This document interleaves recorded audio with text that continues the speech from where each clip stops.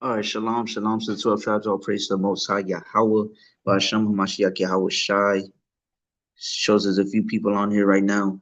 Shalom to all of y'all. Yahweh Ba'ashem Yahweh Shai Barakatah. So this lesson is gonna be titled "The Spirit of Saul: Envy, Fear, and Hatred to Your Neighbor."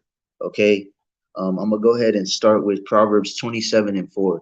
It says, "Wrath is cruel, and anger is outrageous, but who is able to stand before envy?" Okay, so I talked to a few brothers today. I've seen a few posts today of brothers and even a sister talking about envy and like it says here in Proverbs, who can stand before envy, right? You could have anger, you could have wrath, but as we all know, anger, like they say in the world, you could be drunk with anger, right? After you stop drinking, you sober up, right? And you won't be as angry over some time after some time has passed. But envy, right? But who is able to stand before envy? There's been a lot of envy and covetousness amongst Israel, and I'm not the type of person to say this person, this camp, these people, this brother, this sister, whatever, right? But through discernment, like it says in First Corinthians 2:14 and 15, through discernment, you should be able to judge and discern for yourself through the Spirit when you see this type of thing happen, right? So, with no further ado, we'll go ahead and start in First Samuel chapter 17 and verse 32, right? Just to give you all a little backstory, we're going to read First Samuel 17 and some of 18, and then I'm going to get a few scriptures just to show that spirit of Saul is amongst or on many brothers and even sisters, right? Which is a spirit of hatred, a spirit of envy, and a spirit of fear. Okay, so I'm going to start on verse 17. This is First Samuel, or Salakia 32. First Samuel 17 and 32. It says, "And David said to Saul, let no man's heart fail because of him. Thy servant will go and fight with this Philistine." So just to give you all a backstory, chapter 17 of First Samuel is when David goes and slays Goliath, right? So if you haven't read it, I suggest you read the whole chapter. But for time's sake, I'm just going to read a few verses, right? So the whole army of Israel, including Saul, were afraid to fight the Philistine Goliath. Okay, so David came and he was bringing food to his brothers, and his oldest brother Eliab was one of the men in the army, and he was even mad that David even came, right? He was getting real prideful, and he said, "Why are you coming down here?" And David was just taking their food, right? But when he saw that the Philistine Goliath was calling out all Israel, he was basically saying, "One of y'all come fight me. If y'all slay me, then hey, we'll bow down to y'all," right? And everybody was scared of him. So David came and he told Saul, who was the king at the time, "Let no man's heart fail because of him." And he said, "I will go and fight this Philistine," right? He said, "Stop being," basically said, "Y'all shouldn't be scared of him. I'm going to go fight him." Verse 33, "And Saul said to David, thou art not able to go against this Philistine to fight with him, for thou art but a youth, and he a man of war from his youth." So Saul, the king, tells David, "You know, you're just a youth, you're young, you can't fight him. This Philistine Goliath has been a man of war since he was your age." Verse 34, "And David said unto Saul, thy servant kept his father's sheep, and there came a lion and a bear, and took a lamb out of the flock. And I went out after him, and smote him, and delivered it out of his mouth. And when he arose against me, I caught him by his beard, and smote him, and slew him. Thy servant slew both the lion and the bear. And this uncircumcised Philistine shall be as one of them, seeing he had defied the armies of the living power," or the living God, the Most High. Right? So David tells Saul, when Saul says he can't fight this Philistine, he says, "Look, I keep my dad's sheep," right? And one time a lion and then a bear came against me, and I killed them. Right? So this uncircumcised, this unclean Philistine Goliath is going to be like one of them. Right? He's not scared of them. He said he's defying the armies of the Most High. Verse 37, David said, moreover, Yahweh hath delivered me out of the paw of the lion and out of the paw of the bear. He will deliver me out of the hand of this Philistine. And Saul said unto David, go, and Yahweh be with thee. Right? So Saul didn't say, okay, I'm going to go fight him. He's been calling out the whole army. Right? He said, you go do it. Right? David, go ahead. You go do it when nobody else will. And if some of y'all saw the little short video I did earlier on Instagram, I was saying a leader leads by example. Right? A leader doesn't lead by what he says. David at that moment was showing his leadership. Right? And Saul was showing he was going to sit back and not lead by example. And neither was any other man in that army, because they were afraid of Goliath.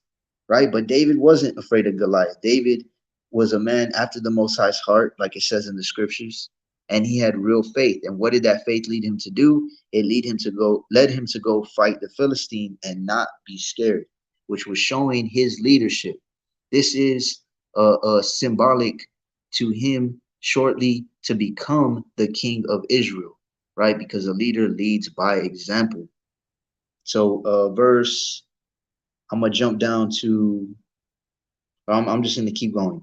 So verse 38, it says, and Saul armed David with his armor, and he put a helmet of brass upon his head. Also he armed him with a coat of mail, and David girded his sword upon his armor, and he essayed to go, for he had not proved it. So he didn't want to go with Saul's armor and his mail, which is like the chain netting, right? And with his sword. Why? Because he hadn't proved it. He had never used them before. He had never practiced with them before. And David put them off him, right? So I'm going to jump down to verse 47. It says, and all this assembly shall know that Yahweh saveth not with sword and spear, for the battle is Yahweh's, and he will give you into our hands. So he's speaking to Goliath at this time, right? He's saying the Most High is going to win this battle for us. And it came to pass, when the Philistine arose and came and drew nigh to meet David, that David hasted and ran toward the army to meet the Philistine. And David put his hand in his bag and took thence a stone and slang it and smote the Philistine in his forehead, that the stone sunk into his forehead, and he fell upon his face to the earth. So many of y'all are familiar with this story. David runs out there, he slings a stone, and it sinks into Goliath's forehead, breaks his skull, goes through it into his brain and kills him, and he falls face down on the earth, right? Verse 50. So David prevailed over the Philistine with the sling and with the stone, and smote the Philistine and slew him. But there was no sword in the hand of David. Verse 51, therefore David ran and stood upon the Philistine and took his sword and drew it out of the sheath thereof and slew him and cut off his head therewith. And when the Philistines saw their champion was dead, they fled. Right? So David goes, he slings the rock, the stone, it hits Goliath in the forehead, sinks into his forehead, drops him face down. David runs out there, who's way smaller than the Philistine. He's just a youth, right? And he takes out his sword and cuts off his head with it, right? And then what happened? The Philistines saw their champion was dead and they fled, right? So I'm gonna read one more verse and then I'm gonna break this down or give a real world example, right? And the men of Israel and of Judah arose and shouted and pursued the Philistines until thou come to the valley and to the gates of Ekron. And the wounded of the Philistines fell down by the way to Sha'araim, even to Gath and unto Ekron. And the children of Israel returned from chasing after the Philistines, and they spoiled their tents. So we have to be very careful, whether you're in a camp or congregation, or whether you just have any type of following, whether it be through social media, through YouTube, through whatever the case may be. In your city, you have people you congregate with, or if you're part of a camp, right? We have to be very careful because this is a very clear example showing, again, I kind of alluded to it in the short video I did on Instagram, that people are followers of men, right? Social media in general has molded people to want to be followers instead of being leaders. And what do followers do? They follow after what they see. So there's many people right now, as I'm sure a lot of you brothers and sisters may have come across or seen or heard of, etc., that are spreading hatred back and forth, right? They're upbraiding friends, so to speak. Right. As a matter of fact, let me get that real quick. In Sirach, the 22nd chapter. Right, Sirach 22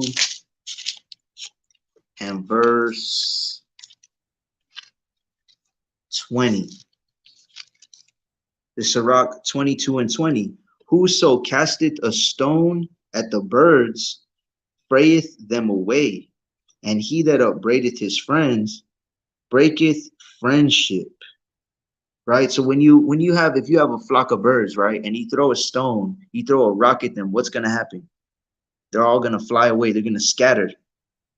Right. This is what people are doing as well, so-called in this truth. Okay. They're upbraiding people. People that don't even know each other are learning to hate each other because this person said this about this person, or this person said that about that camp, or this person did this back in the day. Right? When you're not supposed to discover a secret of another person. Right? It's like throwing rocks at the birds. That's exactly what people are doing, so-called in this truth, people that are in this truth, right? And it really reminds me of like in the Christian days and things of that nature, because before I was in this truth, first I was Catholic when I was living in my mom's house. Then I moved out at 17. Then I started dating someone who was in the Christian church. I started going to the Christian church. Then after that, I started going to the Apostolic Church, right? And all these different churches, I mean, they spread, I wouldn't say rumors, but I would say they spread hatred for other churches, other congregations, etc. Right now, coming into this truth, it's the exact same type of spirit, with brother against brother, sister against sister, congregation against congregation, and everybody follows after them. Just like right now, when David shows up and brings food to the army, and why was everybody standing around scared? Because like it says in when it comes to the Native Americans, there's a Native American proverb, right? And they used it in that movie, what is it, Apocalypto? I don't know if any of y'all have seen that. In the movie, they say fear is like a disease, right? And a lot of the tribes would say back then, fear is a disease, and they wouldn't let it into their tribes because it would spread, right? And we are a tribal people, 12 tribes of Israel, but the Native Americans carried this on through their generations and knew this as well. So when David showed up to the army, and the Philistine Goliath was calling out the whole army, and if one person's in the spirit of fear, it spreads, right? Everybody's in that spirit of fear. If one person, which was David, kills Goliath, the Philistine, and then what happened? All the men of Israel and Judah rose up and they started chasing after the Philistines, right? Why? Because David showed his faith. David showed that the Most High was with him. He was courageous. And once he killed the Philistine, everybody else got courageous. They all came together under the spirit of the Most High, right? So we have to be very careful, no matter what kind of following you have. If you have 100 people following you, 1,000 people, 5,000, 10,000, 20,000 people, right? Some of these bigger camps have 20, 30, 40,000 people following them, watching what they do, right? Listening to the things they say. And when you're coming from a spirit of envy or fear or hatred, you're spreading that to your neighbors, right? But I'm gonna keep going. So this is 1 Samuel, the 18th chapter, right? 1 Samuel 18 and 1. And it came to pass when he made an end of speaking unto Saul, that the soul of Jonathan was knit with the soul of David, and Jonathan loved him as his own soul. Okay, so Jonathan is Saul's son. Okay, so it says that Jonathan's soul was knit with the soul of David, and Jonathan loved him as his own soul. So when you knit something together, right, it's tied together. This is how we're supposed to be. This is why the scriptures, like Philippians 2:2, it says to be on one accord. This is what it means. We're supposed to be on one accord, knit together with our brothers and sisters, right? This is Leviticus chapter 19 and verse 18. It says, thou shalt not avenge nor bear any grudge against the children of thy people, but thou shalt love thy neighbor as thyself. I am Yahweh. So this is a command, right? This is one of the laws and commands from the Most High. It says, you shall love your neighbor as yourself. Okay, so this is what Jonathan was doing. And Jonathan was one of Saul's sons, right? Verse 2, and Saul took him that day and would let him go no more home to his father's house. Then Jonathan and David made a covenant because he loved him as his own soul. Okay, so Jonathan is displaying this brotherly love to David. And now David is basically working for the king, right? Working for Saul. So he is displaying, even though Saul is about to show envy and fear and hatred towards David, his son Jonathan is showing that love for him, right? Because like it says he loved him as his own soul. Hey, shalom, Ak. Young high flyer, shalom. Yahweh Bashem, Yahweh Shai Barakatah. I'm in 1 Samuel, the 18th chapter right now, Ak. So this is verse 4. And Jonathan stripped himself of the robe that was upon him and gave it to David, and his garments, even to his sword and to his bow and to his girdle. So again, he's displaying that brotherly love, right? Like it says in Leviticus 19 and 18, you're supposed to love your neighbor as yourself. And of course, Yahweh Shai also alluded to that when he said these are the two greatest commandments, to love the Most High and to love your neighbor, right? So this is verse 5.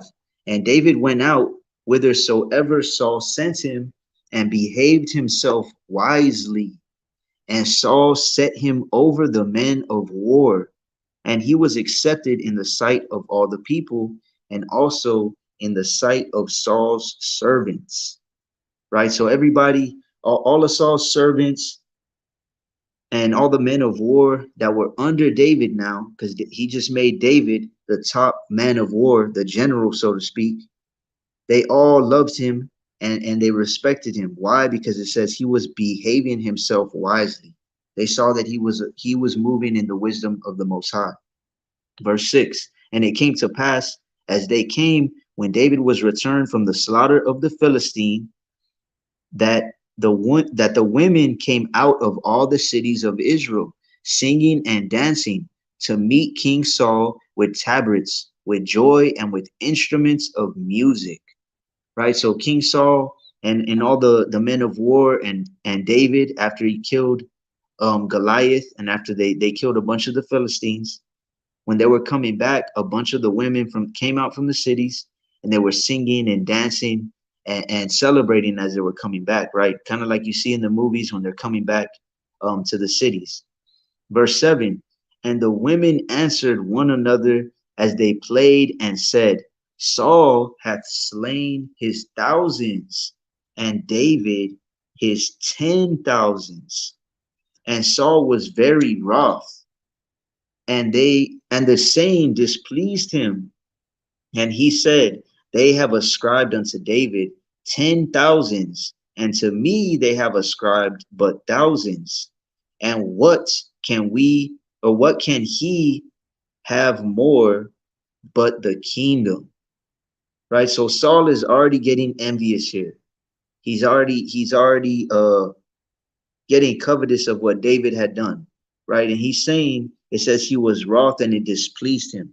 he's saying, well, basically, well, what can he have more than the kingdom? I have the kingdom. Basically saying, I am the king, right? Instead of him being happy, remember, he just appointed David to be, he set him over all the men of war, right? So instead of being in a brotherly love spirit and thinking, well, this man just killed Goliath, who everyone feared, right? He helped us win the Philistines. The Most High sent him to be a part of my kingdom.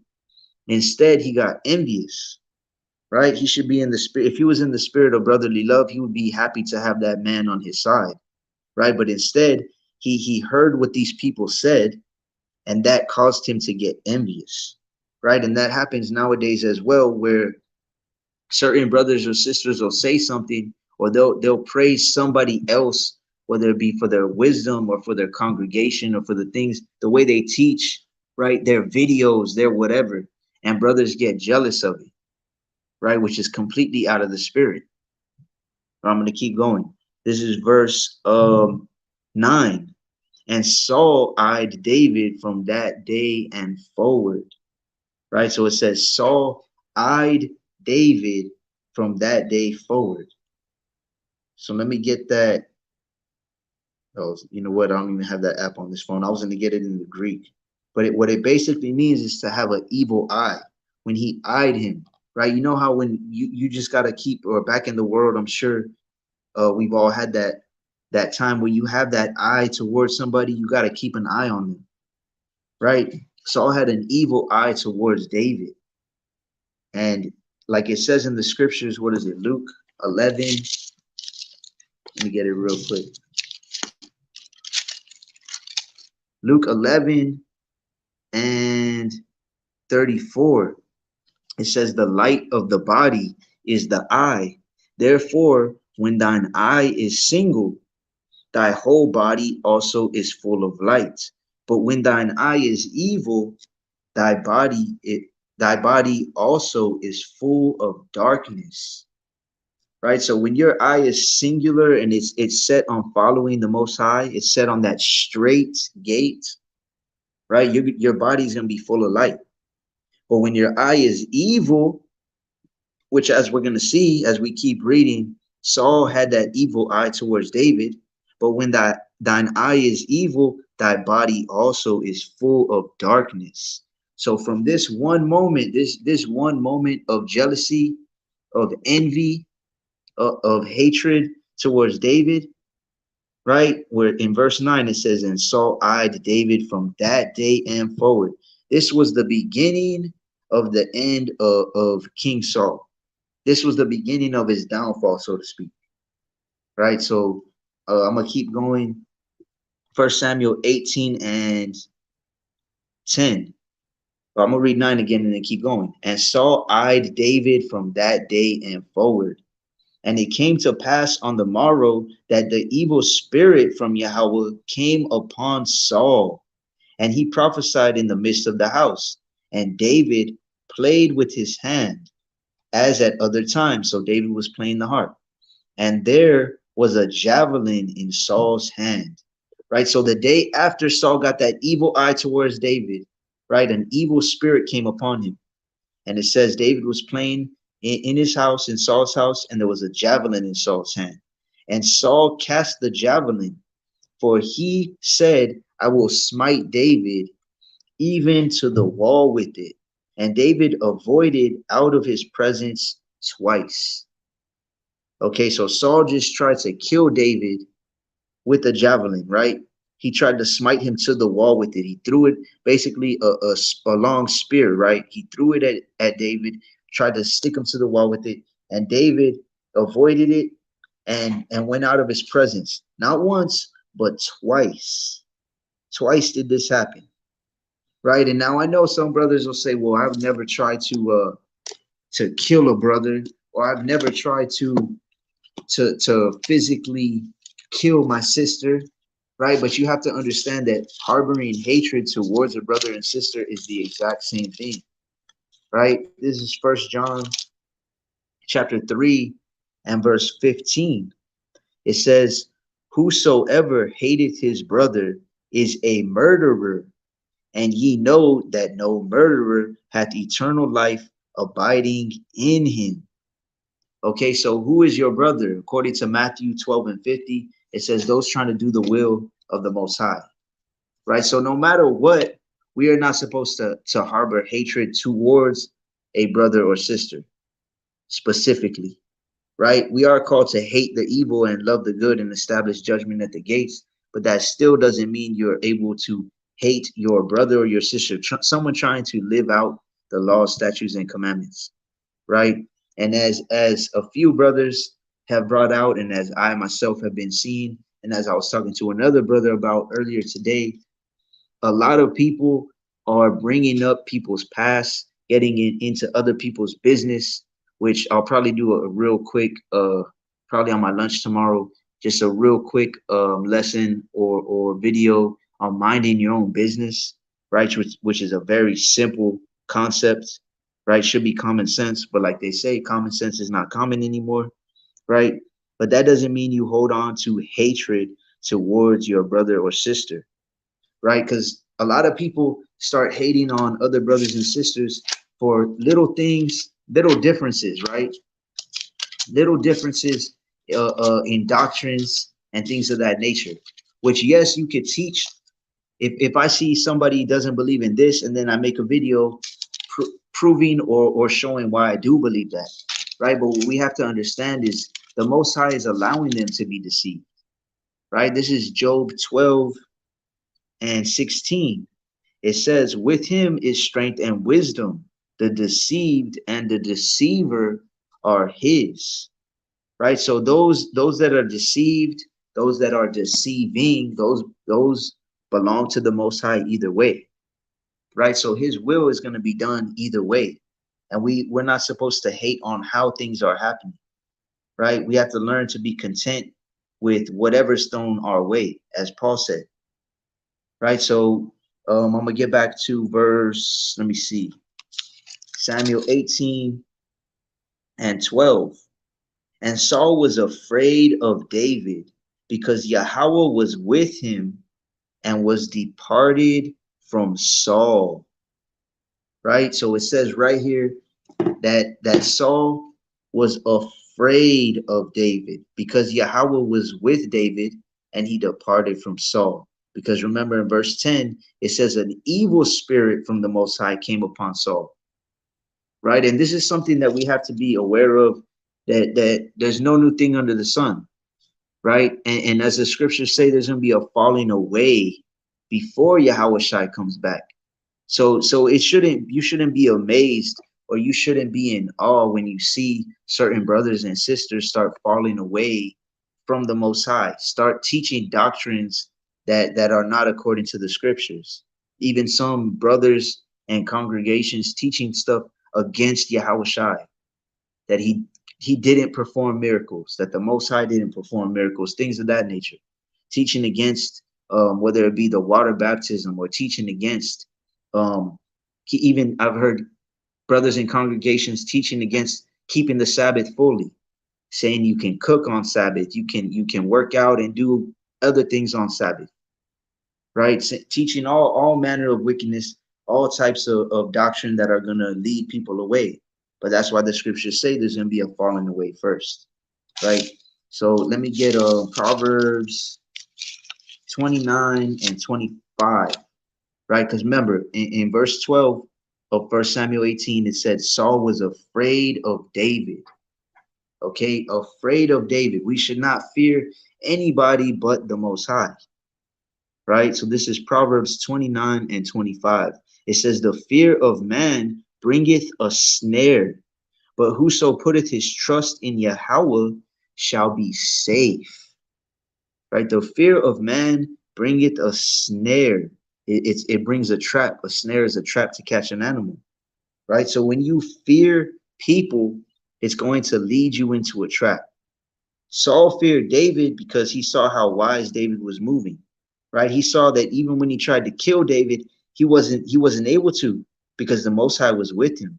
Saul even saw how the Holy Spirit was departing from him, right? And like it says in Wisdom of Solomon 1:5, it says the Holy Spirit of discipline will flee deceit, right? It won't abide when unrighteousness cometh in. That's a verse you always got to remember. Wisdom of Solomon 1:5.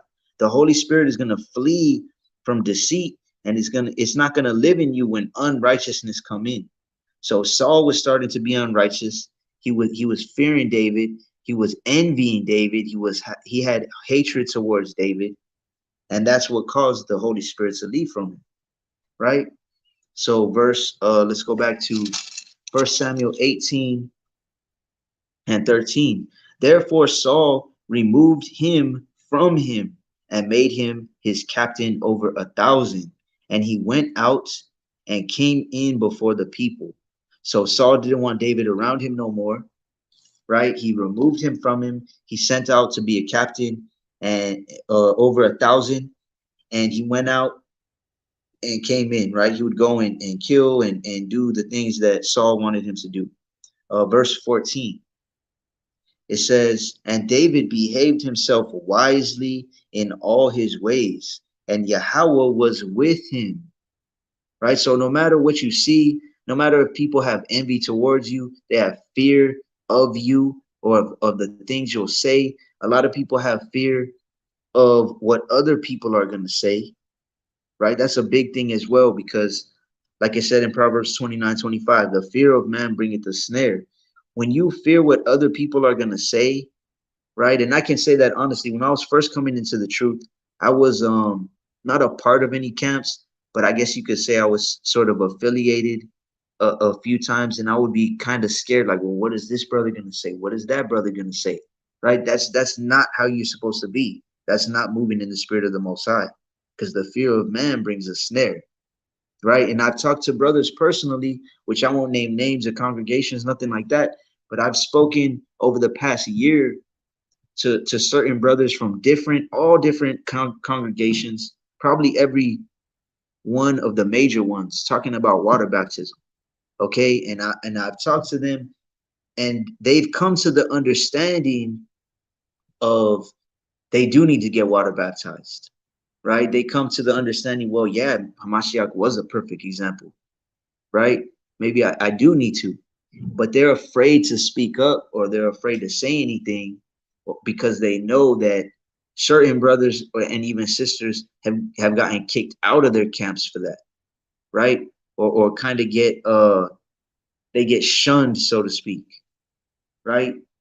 Excommunicated, like they do in the Mormon church and all of that type of thing, right? So we can't let the fear of man bring that snare upon us, right? You can't be afraid of what anybody is going to think besides the Most High, right? And that's what Saul was doing, in a sense, because it says he was afraid of David, but he was afraid because of how wisely he was behaving himself, and he saw that the Most High was moving with David, right? And he knew, because you know when you're not in the spirit, right? You know when you are in the spirit, and you know when you're not in the spirit. When you have that zeal to study, when you have that zeal to congregate and talk about the scriptures with your family, with whoever it is, when you have that zeal to pray, to fast, to do the things that you need to do to get closer to the Most High, you know you're in the spirit when you don't want to be around wickedness, right? You know when you're in the spirit.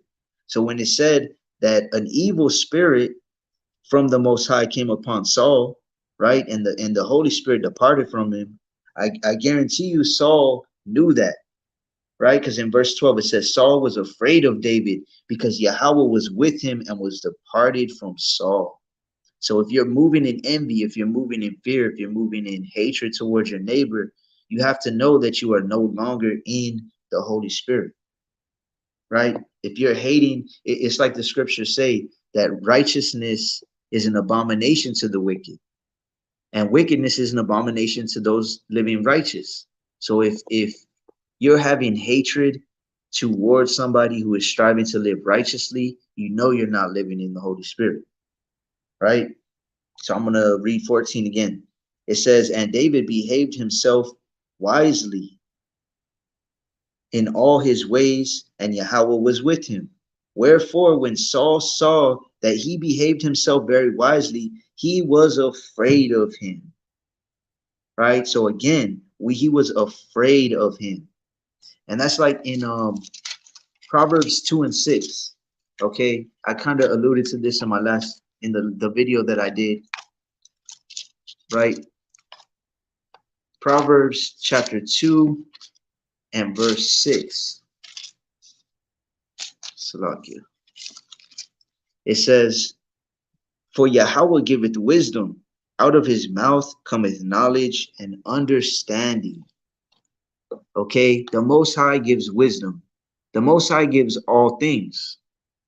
So if you are being covetous of something, or you have envy towards something somebody has, or if you're hating on somebody because they have a certain dispensation of wisdom, or this person has this kind of house, or this person has a nicer car, this person has a wife, or this person has this many wives, or this person has this many children. All of these things, just like wisdom, come from the Most High. And when you really know this and understand this and understand this, you will not be jealous of anybody. You will not have envy of anybody, right? When you understand that there's a season for all things, you will not be envious or covetous of anybody. Because one person, it's like the scriptures say, it's an easy thing for the Most High to make a man rich, or for the Most High to make a man poor, right? Let me go back to 2 Samuel 2 and verse 7. It says, Yahweh maketh poor and maketh rich. He bringeth low and lifteth up. He raiseth up the poor out of the dust, and lifteth up the beggar from the dunghill, to set them among princes, and to make them inherit the throne of glory. Right? So the Most High can make you poor. The Most High can make you rich. The Most High can kill you and make you alive, spiritually and physically. Right? He can make you poor in the spirit. He can make you rich in the spirit. He can make you poor financially. He can make you rich financially. He can bring your spirit up high and your spirit down low. So when you realize this and know this, you're not going to be jealous of other brothers and sisters, like I said, because it's coming from the Most High. And you have to understand that a lot of times it's just a test from the Most High, right? Anybody who comes to serve him, like it says in Sirach, the 2nd chapter, you're gonna be hit with different temptations and different trials. And envy is a big one, especially with the internet, social media, right? And people are when you really think about it, people are envious of things that in reality a lot of times don't even exist, right? It's like you're on Instagram, you have a highlight reel, and people show the highlights of their lives. A lot of these people that claim or show that they're so happy are not happy. A lot of these people that claim or show that they're rich are not rich. They're rich in debt, right? So a lot of times you're envious and covetous of things that aren't even real, right? So let's go back to 1 Samuel chapter 18 and verse 15 one more time. It said, or 14 and 15, and David behaved himself wisely in all his ways, and Yahweh was with him. Wherefore, when Saul saw that he behaved himself very wisely, he was afraid of him. Right? And that reminds me of what is it? Hebrews 13 and 5. Let me get that real quick. Hebrews 13 and 5. Because really he wasn't content with what he had. Right? Saul wasn't content with being the king. He wasn't content with how they were talking about him. They said Saul slain thousands and David tens of thousands, right? This is Hebrews 13 and 5. It says, let your conversation be without covetousness. Let your conversation be without covetousness, and be content with such things as ye have. For he hath said, I will never leave thee nor forsake thee. Right? That's three very important points to make right there. The first part says, let your conversation be without covetousness. A lot of times your conversation will be covetousness or be covetous without you even realizing it. Oh man, man, I really want one of those. That looks awesome. That's covetousness, right? Man, I like the way they did that and they have that and I want that too. That's covetousness. Then it says, and be content with such things as ye have, right? And that's why the scriptures say to be godliness with contentment is great gain, right? You have to learn to be content with the things that you have, whether you're single, whether you have a wife, whether you have children, whether you have a huge home or a good car, a good job or an okay job. You got an old car. Like me, I got my car probably got 250,000 miles on it. I don't care. It still runs good. It still gets the job done. It still gets me to work and to provide for my family, right? You have to be content with such things as ye have. For he has said, I will never leave thee nor forsake thee. And that's why we got to be like David in Psalm 23. It says, Yahweh is my shepherd, I shall not want. Why doesn't David want anything else? Because the Most High is his shepherd. If the Most High guides your life, what more could you want? Right? So I'm going to go back to 1 Samuel 18. 18 and 18. 18 and 18. It says, and David said unto Saul, or Salakia, I'm going to go, I was on 16.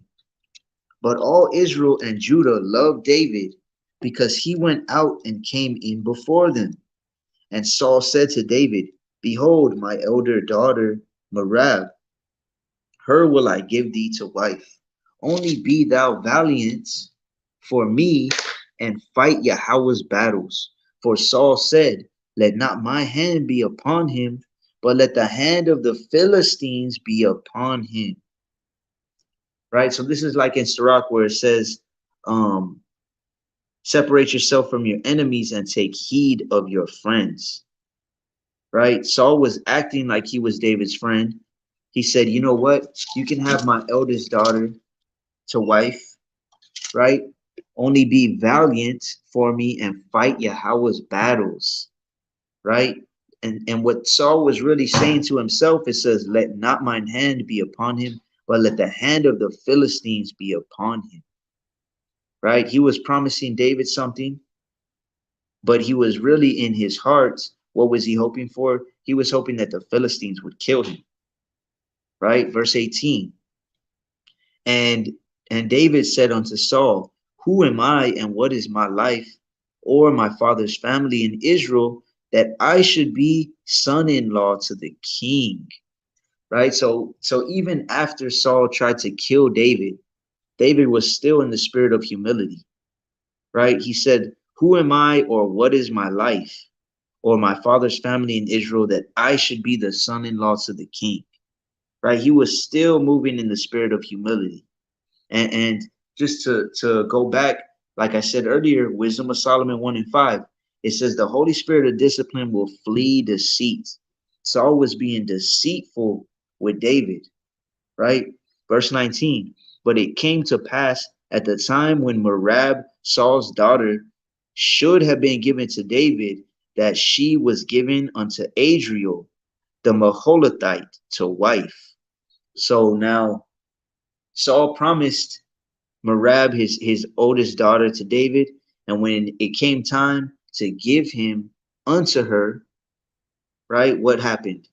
He didn't, right? He didn't give her unto him. He actually gave her to Adriel instead. Again, just showing Saul's hatred towards David and how he was really moving in the spirit of deceit, right? So let me jump down to, let me see.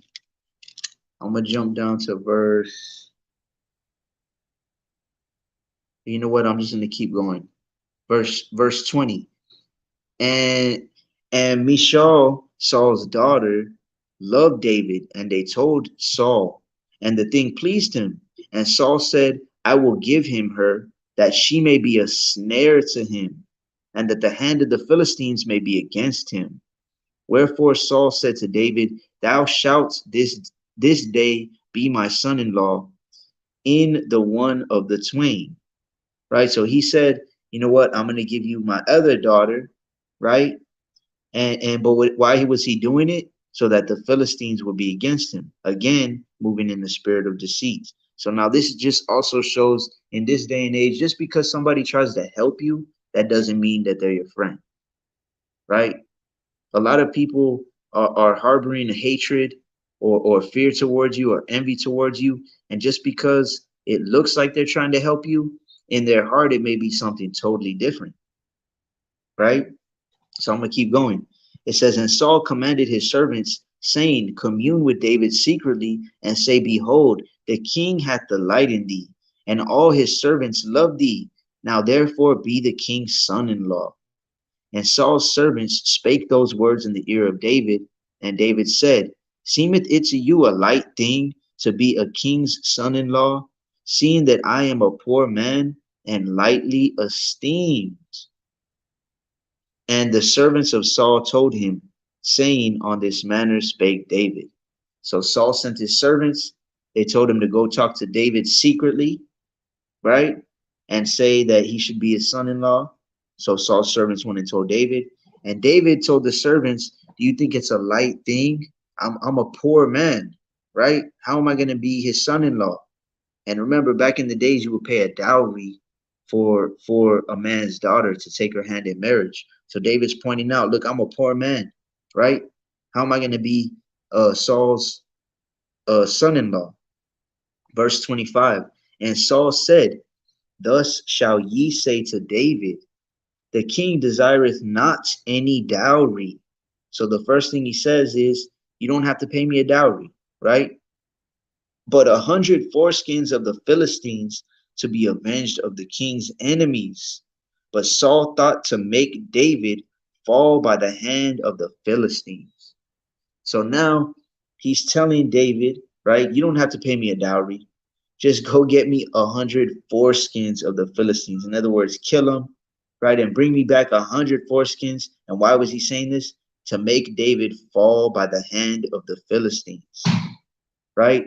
So again, just going to show how he was moving in deceit, how he was, how when somebody, it's like the scriptures say, a gift destroyeth the heart, right?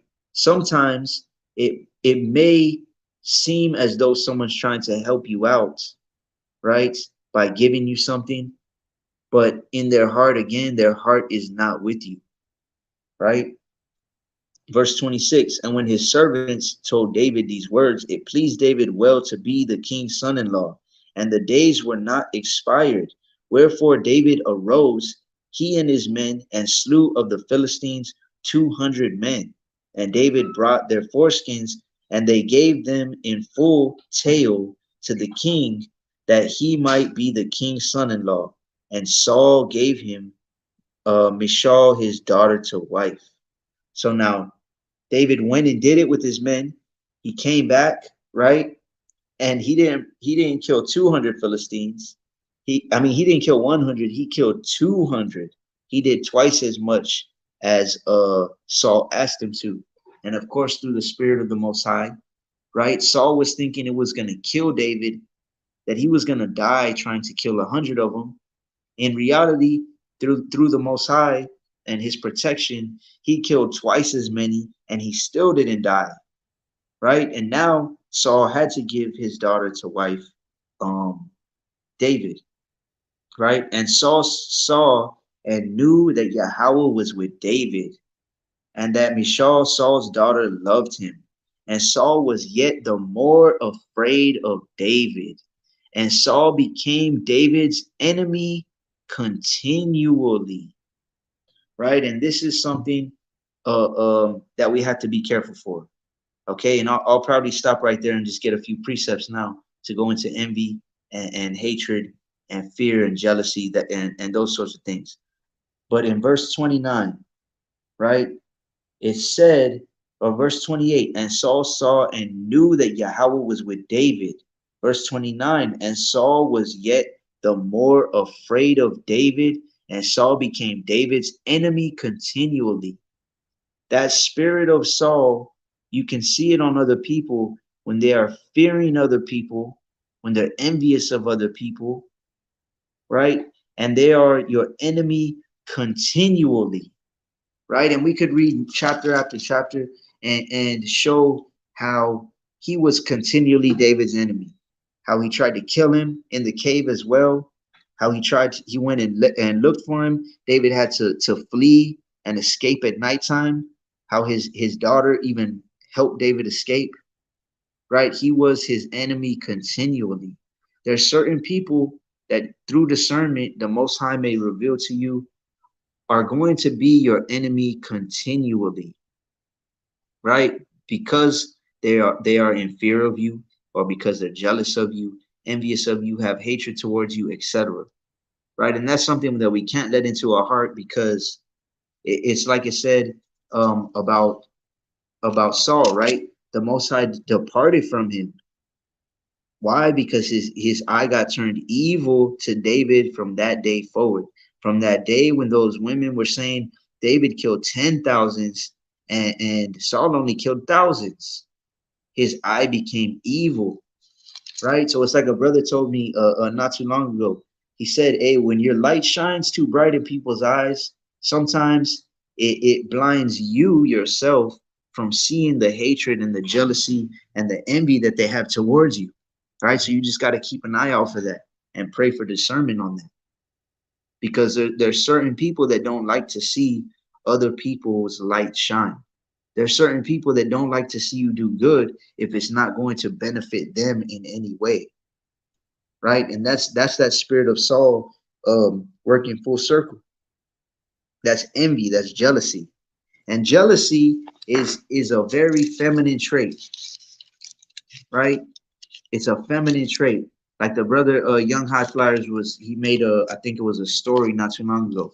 I've always said that and always thought that it's a very feminine thing to be jealous of somebody else, or to be in other people's business, or to be covetous and envious of other people, right? This is Sirach um 26:6. It says, but a grief of heart and sorrow is a woman that is jealous over another woman, and a scourge of the tongue which communicateth with all.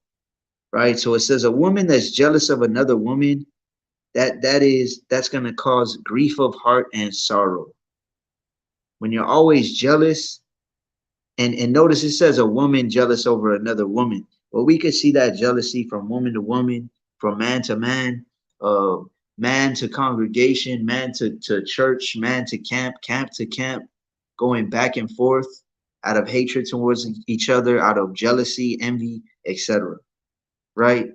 This is verse 37 and 11, Sirach 37 and 11. It says, neither consult with a woman touching her of whom she is jealous. Okay, neither consult with a woman touching her of whom she is jealous. You don't consult with somebody, counsel with somebody about somebody else that they are jealous of. So I know some brothers will, well, what do you think about this camp? Or what do you think about that camp? And you're asking a brother that is jealous or envious or harboring hatred towards that other camp. Why are you going to ask them? You already know what the answer is going to be, right? And it might end up leading you to that peer pressure spirit, like David or like the Philistines were, right? The Philistines, they saw everybody being prideful and puffed up. They saw Goliath being prideful and puffed up, so they were the same way. Then you had Israel. They saw no one was going to stand up to the Philistine Goliath, and they were all in that spirit of fear, right? It's a slippery slope to get into that spirit, or to be around people with that type of spirit, right? With envy and fear and hatred, right? Let me go to Exodus. Let's go to the 10 Commandments, right? Exodus 20 and verse 17. It says, thou shalt not covet thy neighbor's house. Thou shalt not covet thy neighbor's wife, nor his manservant, nor his maidservant, nor his ox, nor his ass, nor anything that is thy neighbor's. Right? And that spirit of envy and covetousness, it goes hand in hand, right? It's basically the same thing. You're being envious and jealous and covetous of what somebody else has. And like I said briefly in that other video that I did on Instagram, that is what social media breeds. It breeds envy and covetousness. Because all you're doing is looking at a bunch of other people's things, right? And like it says here in the 10 Commandments, thou shalt not covet anything that is thy neighbor's, right? And this is why I've said many, many times, brothers should not be following sisters that are married. Sisters in reality should not be following other men if they're married, right? Because if you're going to learn their excuse will be, well, I'm following him just to learn from them. Well, if you will learn anything, you're supposed to learn from your husband at home, right? So all that's going to lead is to a covetous spirit, right? I'm just going to get a couple more scriptures real quick, and then I'll go ahead and close it out. This is Proverbs chapter 10 and verse 12. It says, hatred stirreth up strifes, but love covereth all sins. Right? Hatred stirreth up strife. Was not Saul harboring that hatred and trying to stir up strife against David? He tried to stick him to the wall with that spear, with the javelin. But did David hold on to that hatred in his heart? No, it says, but love covereth all sins. He still showed love to Saul, even though he tried to kill him.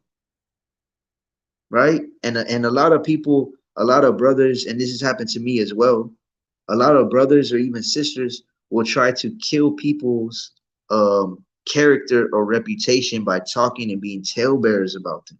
Right? I've had this happen to me multiple times, and I'm sure it's happened to many of you brothers and sisters as well. Right? You have to not hold on to hatred towards those people, right? Hatred stirreth up stripes, but love covereth all sins. This is Proverbs 14 and 30. A sound heart is the life of the flesh, but envy the rottenness of the bones.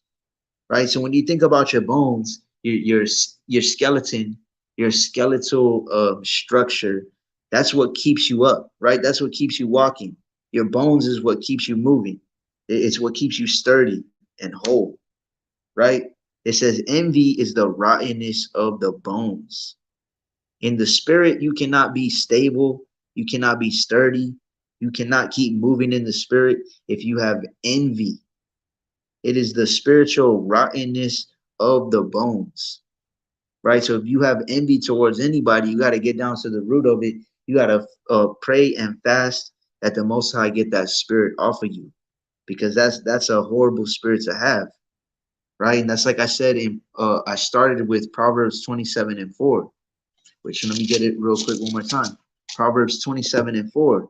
Wrath is cruel and anger is outrageous, but who is able to stand before envy? Like I said before, you could be drunk off of anger, but eventually that drunkenness is going to come off of you. You're not going to be as angry. You're not going to be as wrathful. But envy, but who is able to stand before envy? When you're envious and covetous of your brother or sister, it's that spirit just keeps going and keeps going, and you're envious and covetous until you got to have it. And then sometimes it'll lead to you stealing. Sometimes it'll lead to you killing, physically or spiritually, right? Hating your brother in your heart is murder. Sometimes it'll lead to adultery, right? And like Yahweh said, just looking at a married woman in that lustful spirit, you're committing adultery in your heart, right? So who is able to stand before envy, right? Let me go to 1 Corinthians. This 1 Corinthians 3 and 3. It says, for ye are yet carnal. For whereas there is among you envying and strife and divisions, are ye not carnal and walk as men? Right? So Paul was saying there is envying and strife among you, right? Y'all are envying each other, striving amongst each other. And he's saying, are you not carnal? Are you not walking as men? Are you not in the spirit?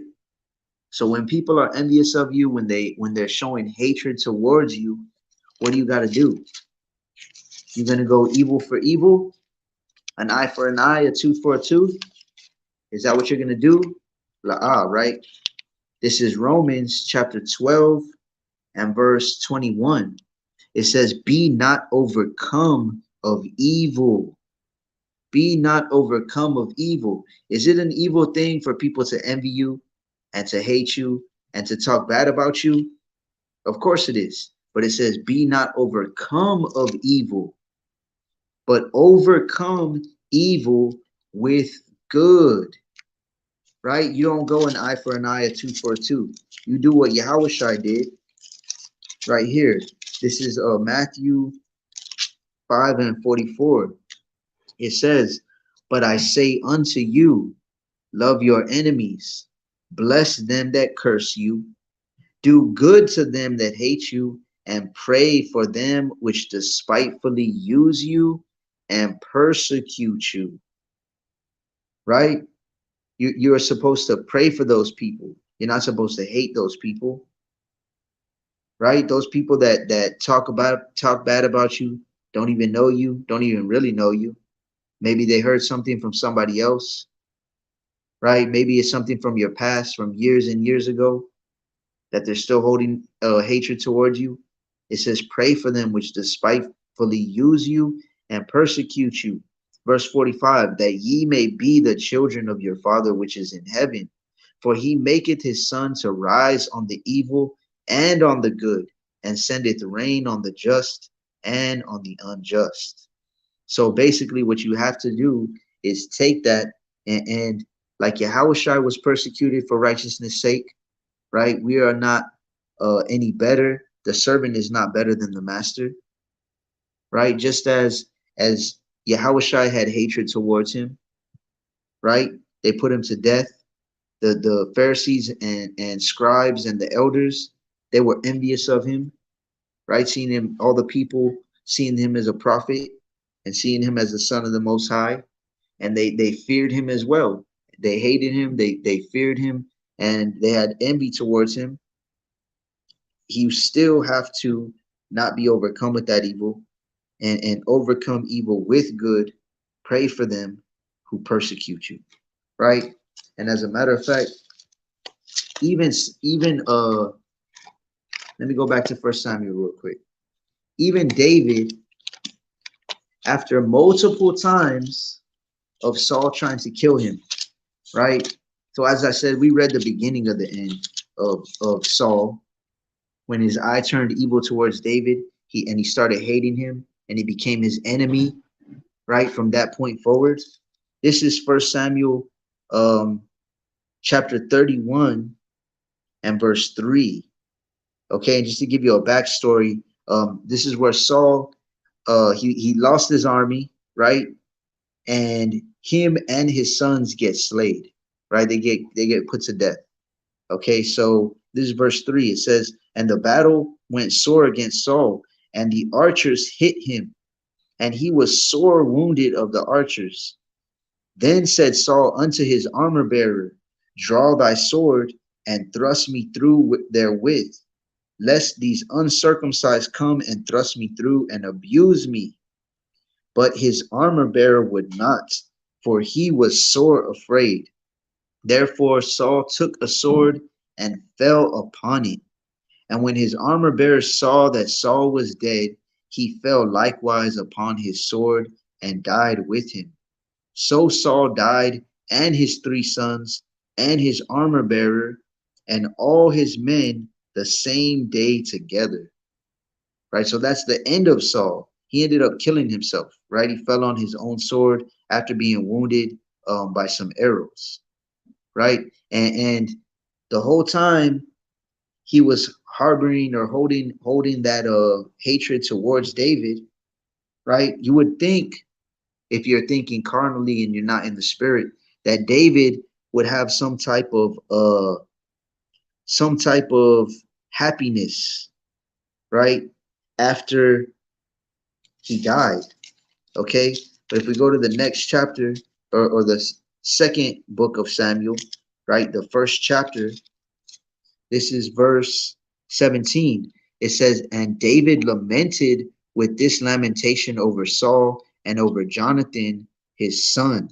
And then he actually has a uh, a song that is written, a psalm or song, when he was lamenting or mourning over Saul being killed, right? So he still mourned and even had a song for him when he died, right? And that is because he was moving in the spirit. He was not being overcome with evil. He was overcoming that with good, like it said in Matthew 5 and 44, right?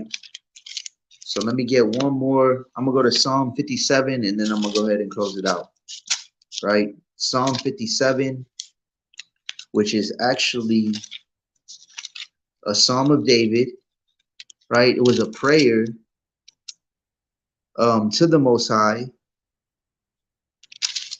Salakia, one second. Okay, so it's a prayer to the Most High when he was fleeing from Saul, right? When he was being persecuted and he was trying to be killed by Saul. So I'll go ahead and finish with this. This is Psalm 57. It says, to the chief musician, Altashith, Miktam of David, when he fled from Saul in the cave, right? So this is a psalm when he fled from Saul, when he was running away from Saul and he was trying to kill him, right? It says, be merciful unto me, O Yahweh, be merciful unto me, for my soul trusteth in thee.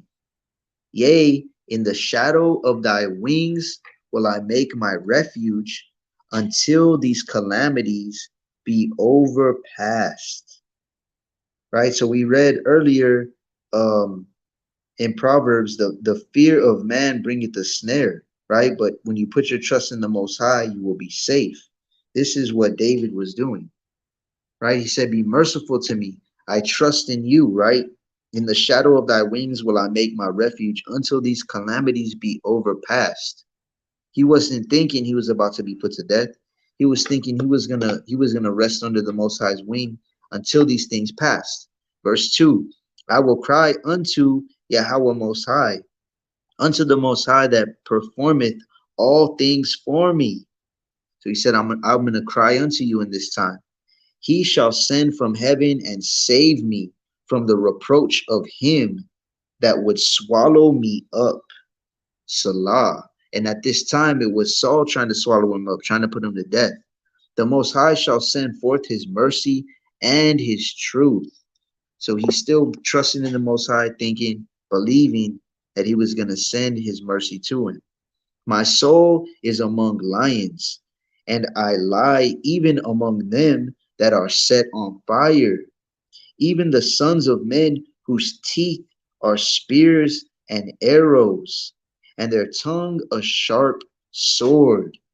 Right? So when you read in Ephesians, the 6th chapter, it says to put on the armor of the Most High so that you can stand against the darts or the arrows of the wicked one, or of Satan, of the evil spirits, which we know there was an evil spirit on Saul, right? So this is what he's alluding to as well through the spirit. He said their teeth are like spears and arrows, and their tongue a sharp sword. All the things that the wickedness and evil that were speaking against him, and they were trying to kill him. Be thou exalted, O Yahweh, above the heavens. Let thy glory be above all the earth. They have prepared a net for my steps. My soul is bowed down. They have digged a pit before me, into the midst whereof they are falling themselves. Salah. So now remember, Saul, he was digging that pit for David, trying to put him to death, right? And it's like the scriptures say, when you dig a pit, you'll fall into it yourself. When you dig a pit for someone else, when you draw a sword on someone else, you'll fall upon it yourself, right? And through the Spirit, this is exactly what happened. Because like we read in First Samuel, the last chapter, what happened to Saul? What literally happened to him? How did he die? He fell upon his own sword, right? So he was digging a pit for David. He was trying to put him to death. He drew that knife or that dagger against David in the cave, which is when David made this psalm, right?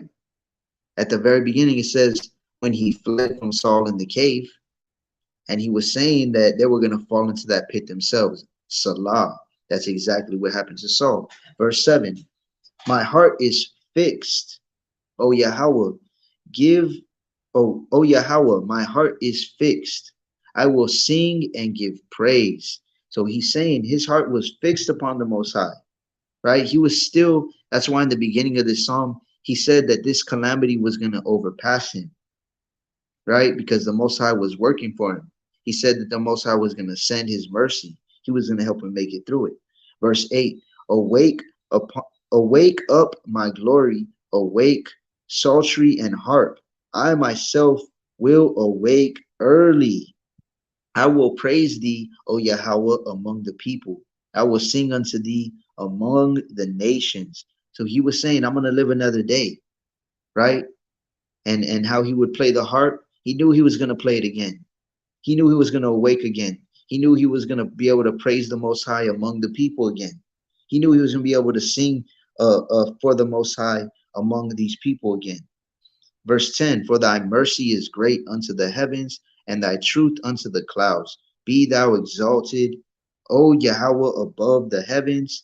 Let thy glory be above all the earth. And then he gives praises to the Most High because he knew he was going to defend him and lead him out from Saul's envy and fear and hatred and trying to kill him, right? Trying to put him to death, right? So the whole point of this is just, there's a lot of, like I said in the beginning, that spirit of hatred is very evident in these last days, right? And that, like it says in the title, that spirit of envy, of fear, of hatred is going to end up killing you. It's going to make you fall upon your own sword. The pit you dig for your neighbor is going to make you fall upon it, right? So the best thing to do in these last days is to not fall into that trap. No matter if you're with a congregation, no matter if you're with a church or you're affiliated with whoever, a camp, whatever the case may be, you got to learn to mind your own business, work out your own salvation, examine yourself before anything, right? Don't judge people for certain things if you're doing the same thing, right? Because like it says in Proverbs 11:1, a false balance, the Most High hates a false balance, right? And it's a false balance when you're pointing the finger at somebody else and you're doing the same thing, right? Like it says in John, the 7th chapter, right? We always have to remember that minding our own business and working out our own salvation is what's going to keep us away from envy, covetousness, hatred towards your neighbor, right? Fear of what people is going to say. That can all be avoided by minding your own business, which, like I said, I'll do a quick lesson on it tomorrow, Most High willing. But with that, I'll go ahead and say all praise to the Most High, Yahweh, Basham HaMashiach, Yahweh Shai. Don't let anybody pull you into that spirit of envy, covetousness, hatred, fear. Stay set apart to the best of your ability and work out your own salvation, self-examination daily, right? So shalom.